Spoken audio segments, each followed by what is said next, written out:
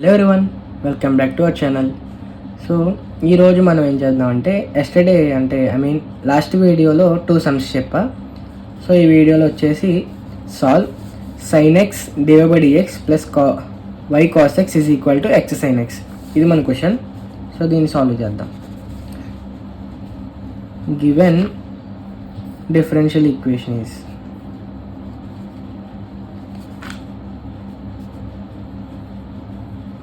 చూద్దాం ఏమి ఇచ్చారు డిఫరెన్షియల్ ఈక్వేషన్ మనకి. sin x divide by dx plus y cos x is equal to x sin x. ఇది మనకి ఇచ్చిన డిఫరెన్షియల్ ఈక్వేషన్. సో మనకి డిఫరెన్షియల్ ఈక్వేషన్ ఇచ్చింది డిఫరెన్షియల్ ఈక్వేషన్. అయితే మనకి లీనియర్ డిఫరెన్షియల్ ఈక్వేషన్ ఉండాలంటే ఎలా ఉండాలి మనకి? dy by dx plus p దేని డిఫరెన్షియేషన్ చేస్తున్నా ఇక్కడ వైతో చేస్తున్నా కాబట్టి ఇక్కడ మనం ఏం రాసుకోవాలి? y రాసుకోవాలి. Is equal to q where p and q are p of x and q of x. So మనకి ఇలా ఉండాలి లీనియర్ డిఫరెన్షియల్ ఈక్వేషన్. బట్ మనకి ఇలా ఉందా? అక్కడ లేదు. ఎక్స్ట్రాగా ఏముంది? sin x ఉంది. sin x ఎలా ఉంది? మల్టిప్లై చేస్తూ ఉంది. సో దీన్ని మనం క్యాన్సిల్ చేయాలి. sin xని క్యాన్సిల్ చేయాలంటే ఏం చేయాలి? డివైడ్ చేద్దాం. Divide sin x on both sides చేస్తే sin x క్యాన్సిల్ అయిపోయింది. ఇక్కడ క్యాన్సిల్ అయిపోయి dy బై dx ఉంటుంది plus y into cos x by sin x is equal to x sin x by sin x. చూస్తున్నారు ఇక్కడ మొత్తం ఇక్కడ డివైడ్ చేయాలి, ఇక్కడ మొత్తం through out by sin x చేస్తాం. ఇక్కడ క్యాన్సిల్ అయిపోయింది. dy బై dx ఉంది. dy by dx plus y cos x by sin x ఏమవుద్ది? cot x. cos by sin అంటే cot. మరి sin బై cos అంటే ఏంటి? tan x. Okay, is equal to x sin x cancel. ఇది ఇప్పుడు చూడండి, ఇది సేమ్ ఫామ్లో ఉన్నట్టే కదా. dy బై dx ప్లస్ ఇక్కడ చూసుకున్నట్లయితే py ఇక్కడ వైని వేరు చేస్తే మిగిలిన టర్మే మనకి ఏమవ్వాలి? p అవ్వాలి. p అంటే p of x and q అంటే q ఆఫ్ x అని అర్థం. సో దీన్ని ఈక్వేషన్ 1 అనుకుని కంపేర్ చేద్దాం. Comparing equation 1 with dy by dx plus py is equal to q where p and q are p of x and q of x అన్నమాట. దీన్ని బట్టి here p is equal to p. ఇక్కడ కూడా చూడండి, రెండిట్లో compare చేసుకున్నట్లయితే yని తీసేస్తే మిగతాది ఏమవ్వాలి మనకి? ఇక్కడ p అవ్వాలి. ఇట్ యాజ్ యూజువల్గా q. ఇంకది ఇక్కడ చూసుకున్నట్లయితే p అండ్ q అంటే ఏంటి మనకి? p అంటే p ఆఫ్ x అని అర్థం, q అంటే q ఆఫ్ x అని అర్థం. ఓకేనా? ఇంకా నేను ప్రత్యేకంగా అలా p of x q of x అని రాకుండా డైరెక్ట్గా p అని చెప్పి తీసుకుంటున్నాను. p is equal to cot x and q is equal to x. p value q value వచ్చేసాయి నాకు. ఇది వచ్చిన తర్వాత నేను ఏం చేయాలి? ఇంటిగ్రేటింగ్ ఫ్యాక్టర్ కనుక్కోవాలి. నా integrating factor IF is equal to e power integral p దేంట్లో ఉంది? ఎక్స్లో ఉందా వైలో ఉందా? ఎక్స్లో ఉంది కాబట్టి dx పెట్టాలి. ఇక్కడ ఇన్కేస్ ఒకవేళ వైలో ఉంటే dy పెట్టాలి. ఓకేనా? Is equal to e power integral p ఏముంది? cot x ఉంది. cot x dx is equal to e power integral cot x ఏంటి? log mod sin x. ఇప్పుడు చూసుకున్నట్లు ఓకే, ఈ పవర్ ఇంటిగ్రల్ cot x అంటే ఈ పవర్ ఇంటిగ్రల్ cot x ఎంత? log mod sin x. అయితే ఇప్పుడు ఏంటంటే లాగ్ బేస్లో ఏమన్నా ఉందా? ఏం లేదు. ఏం లేకపోతే ఏమున్నట్టు మనకి? ఈ ఉన్నట్టు. ఇక్కడ ఈ both bases are equal, then the solution is sin x అనమాట. అంటే లాగ్కి ఏదైతే ఉందో అదే మనకు ఆన్సర్. ఇక్కడ ఫార్ములా రాస్తున్నా చూడండి, ఏ పవర్ log x బేస్ ఏ అని ఉందనుకోండి, ఏ సేమ్గా బేస్ రెండు ఈక్వల్ అయినప్పుడు ఏంటి మనకు ఆన్సర్ ఎక్స్. సో దీని ప్రకారంగా మనకి ఇక్కడ ఏమొచ్చుద్ది ఆన్సర్ సైన్ ఎక్స్ వచ్చింది. అర్థమవుతుందా? ఐఎఫ్ అంటే ఇంటిగ్రేటింగ్ ఫ్యాక్టర్ మనకి ఎంత వచ్చింది సైన్ ఎక్స్ వచ్చింది. ఇంకా ఇంటిగ్రేటింగ్ ఫ్యాక్టర్ రాగానే జనరల్ సొల్యూషన్ చేద్దాం. నా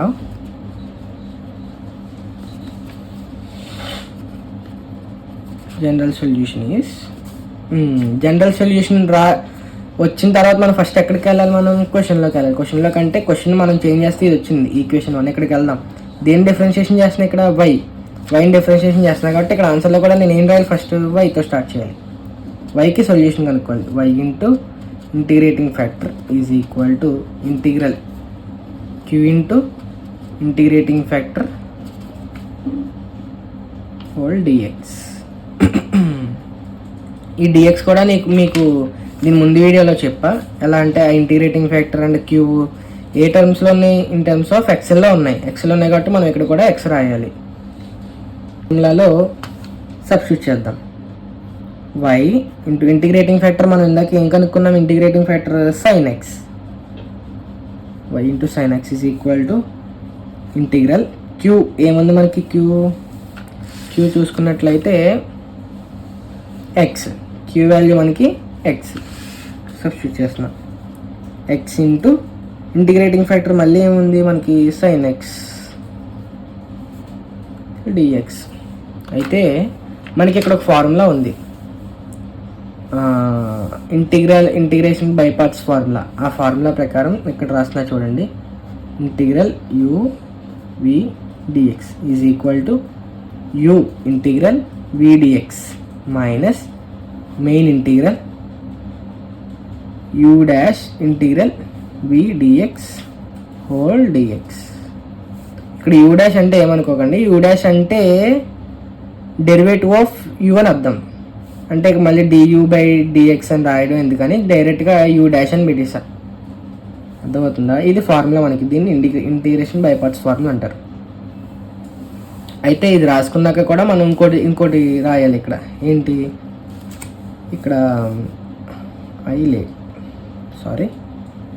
ఐ లేట్ ఇది కూడా గుర్తుపెట్టుకోండి. అంటే ఐ అంటే ఏంటంటే inverse trigonometry, logarithm, algebra, trigonometric, exponential. ఇప్పుడు అంటే ఇది ఏంటంటే ఆర్డర్, ఈ ఆర్డర్లోనే మనం పెట్టుకోవాలి. మనకి ఏదైతే చేస్తున్నామో యూవీని ఈ ఆర్డర్లో పెట్టుకుని దాన్ని సబ్స్టిట్యూట్ చేసుకుని మనం ఈ ఫార్ములా ప్రకారం ఇంక ఫాలో అవ్వడమే. అయితే ఇక్కడ మనకి ఏమున్నాయి, ఆల్జీబ్రాయిక్ ఉంది అండ్ ట్రిగ్నోమెట్రిక్ ఉంది. చూడండి, ఆల్జీబ్రా ట్రిగ్నోమెట్రీ సేమ్ ఆర్డర్లోనే ఉందిగా. ఆల్జీబ్రా ట్రిగ్నోమెట్రీ ఆర్డర్లో ఉంది కాబట్టి మనం దీన్ని ఏం మార్చక్కర్లేదు. సో నేను దీన్ని యూ అనుకున్నా, దీన్ని వి అనుకున్నా. ఇప్పుడు సాల్వ్ చేద్దాం. Y into sine x is equal to u అంటే ఏమనుకున్నా x integral sine x dx minus main integral x dash అంటే డిఎక్స్ బై డిఎక్స్ అంటే డెరివేటివ్ ఆఫ్ ఎక్స్ అని అర్థం. ఇంటిగ్రల్ వి ఏముంది సైన్ ఎక్స్ డిఎక్స్, మళ్ళీ దీని మొత్తానికి whole dx is equal to x. Derivative of integration of sine x ఎంత, minus cos x minus integral dx by dx అంటే 1. ఇంకా దాన్ని ఇంకేం రాయట్లేదు. ఇంటిగ్రేషన్ ఆఫ్ సైన్ ఎక్స్ ఎంత, మళ్ళీ మైనస్ కాస్ ఎక్స్, మళ్ళీ ఈ డిఎక్స్ ఇక్కడ రాస్తున్నా. ఈ డిఎక్స్ ఇది కాదు, ఇది దీనిది ఫార్ములా ఉపయోగించి ఇంటిగ్రల్ సైన్ ఎక్స్ అంటే కాస్ ఎక్స్ అని రాస్తా. డిఎక్స్ ఇది ఇక్కడ కూడా దీని వాల్యూ 1 అయిపోయింది కాబట్టి ఇంక నేనేం రాయలే. ఈ మైనస్ని ఫ్రంట్ తీసుకొస్తున్నా. Minus x cos x is equal to is equal to minus బయటకు వస్తే ప్లస్, ఈ మైనస్ బయటకు తీసుకొస్తున్నా ప్లస్ అయింది. Integral cos x dx is equal to minus x cos x plus integral cos x ఎంత, సైన్ ఎక్స్ ప్లస్ సి. ఇక్కడ ఎల్హెచ్ఎస్లో ఏముంది, y into sine x is equal to minus x cos x plus sine x plus C.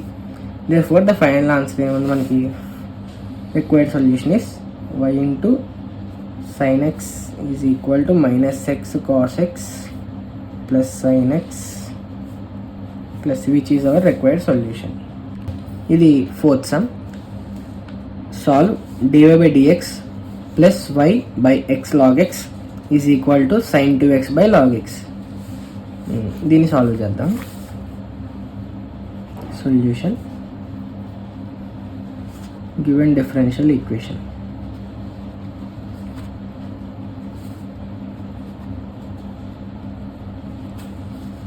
చెప్పండి ఏముంది? dy by dx plus y by x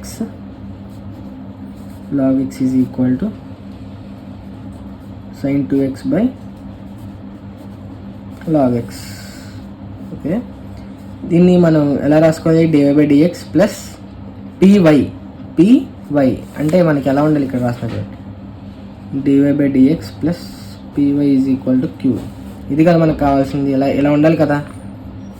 ఇక్కడ y ఉంది, y పక్కన మళ్ళీ p రావాలి. సో మిగతాది y ఒకదాన్ని పక్కన పెట్టి మిగతా దాన్ని అంతా పక్కన రాసుకున్నాం. అదే మనకి p వాల్యూ అయింది. ఓకేనా? ఇక్కడ మనం క్యాన్సిల్ చేయడానికి ఏం లేదు, డైరెక్ట్గా dy by dx ఇస్తారు క్వశ్చన్లోనే. dy by dx plus 1 by x log x into y is equal to sin 2x by log x. ఇప్పుడు చూడండి, ఇది dy by dx plus py is equal to క్యూలా ఉంది కదా. దీన్ని ఈక్వేషన్ 1 అనుకున్నా. కంపేరింగ్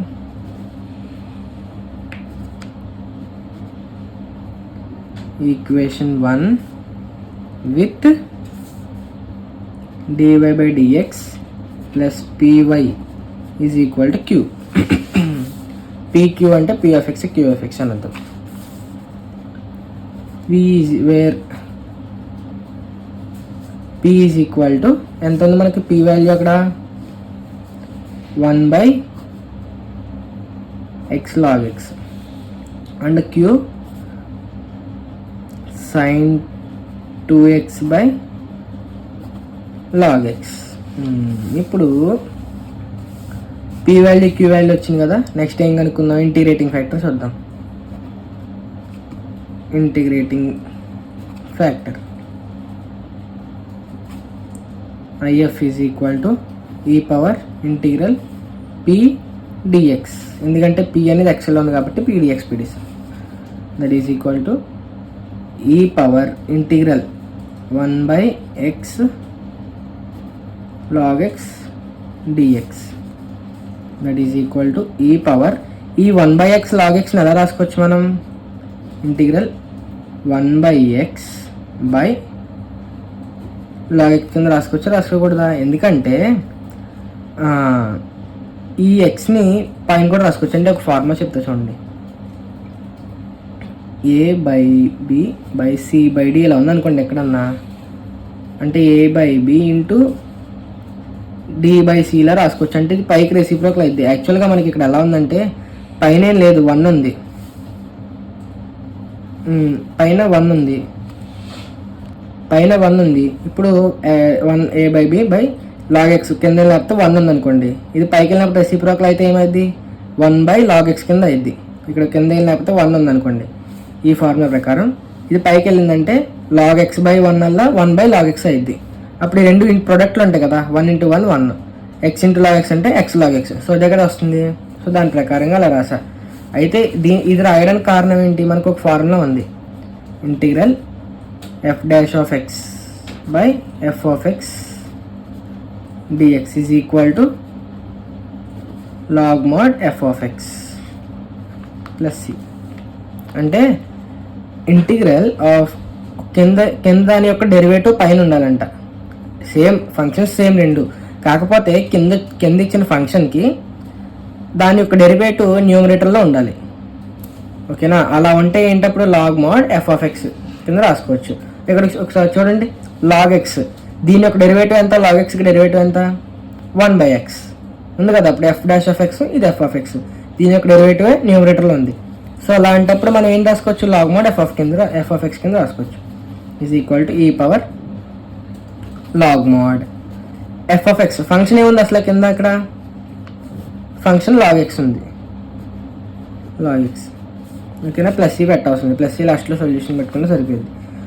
ఇందాక చెప్పిన ప్రకారం లాగ్ బేస్లో ఏం లేకపోతే ఏమన్నట్టు ఈ ఉన్నట్టు, base are equal then the solution is this one, log x. ఇందాక రాస్తా కదా మీకు ఫార్ములా, ఒకసారి మళ్ళీ ఇక్కడ కూడా రాస్తా. A power log x base a is equal to, ఇలా బేసెస్ రెండు ఈక్వల్ అయినప్పుడు ఎక్స్ అనేది సొల్యూషన్. ఓకేనా, లాగ్ ఎక్స్ వచ్చింది, ఇంటిగ్రేటింగ్ ఫ్యాక్టర్ లాగ్ ఎక్స్ వచ్చింది. కనుక్కుందాం general solution. Therefore general solution is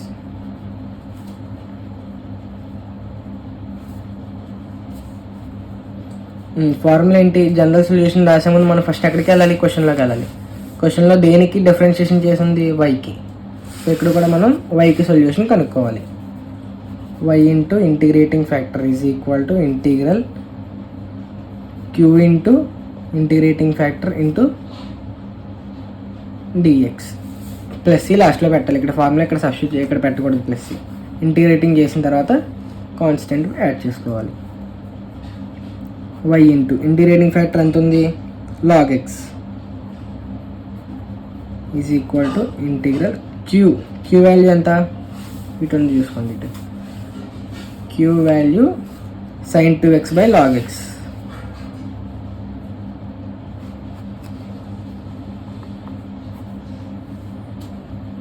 into integrating factor value మళ్ళీ లాగ్ ఎక్స్.